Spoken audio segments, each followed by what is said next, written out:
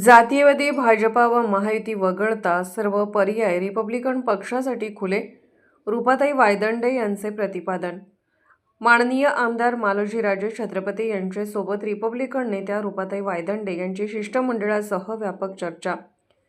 देशाचे संविधान मोडीत काढून लोकशाही उद्ध्वस्त करू पाहणाऱ्या भारतीय जनता पक्ष आणि महायुतीला रोखण्यासाठी सक्षम पर्याय म्हणून काँग्रेस महाविकास आघाडीला विनाशर्त जाहीर पाठिंबा देण्याचे धोरण रिपब्लिकन पार्टी ऑफ इंडिया आंबेडकरच्या वतीने आज माननीय आमदार मालोजीराजे छत्रपती यांच्याशी व्यापक चर्चेअंती पक्षाच्या पश्चिम महाराष्ट्र अध्यक्षा व कोल्हापूर प्रभारी रूपाताई वायदंडे यांनी जाहीर केले.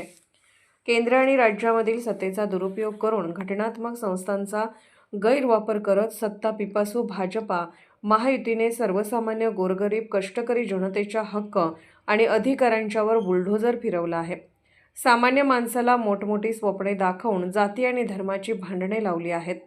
भारतीय जनता पक्षाने हिंदू विरुद्ध मुस्लिम, मराठा विरुद्ध ओबीसी, दलित विरुद्ध दलित असा देशाचा समतेचा बंधुत्वाचा खेळ खंडोबा मांडलेला आहे. सर्वसामान्य माणसाचे मूलभूत प्रश्न न सोडवता आंतरराष्ट्रीय पातळीवरच्या गप्पा मारण्याचं राजकारण भाजपाचे चेले चपाटे करत आहेत.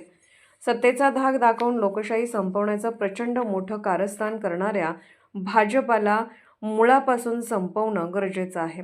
तरच देशाची लोकशाही जिवंत राहील, असे रूपाताई वायदंडे या प्रसंगी बोलताना म्हणाल्या.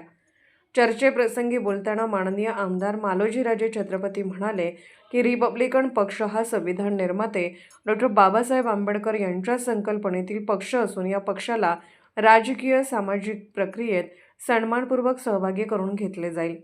त्याचप्रमाणे या देशाची लोकशाही आणि संविधान आंबेडकरवादी जनताच वाचवू शकते, म्हणून भाजपा विरुद्धच्या लढाईत सर्व आंबेडकरवादी जनतेने सहभागी व्हावे, असे आवाहन ही यावेळी बोलताना मालोजीराजे छत्रपती यांनी केले.